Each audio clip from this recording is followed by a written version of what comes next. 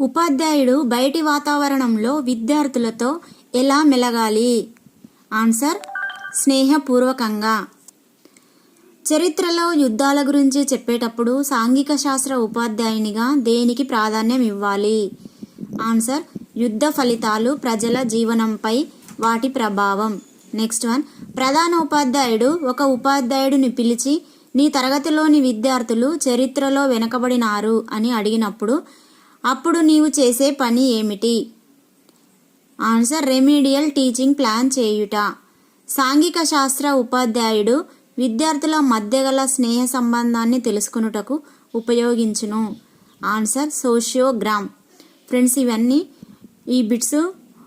First ప్రశ్న వచ్చేసి 1995లో వచ్చింది, సెకండ్ వన్ 1998లో, నెక్స్ట్ థర్డ్ వన్ కూడా 1998లో అడిగినారు ఫ్రెండ్స్. ఈ బిట్స్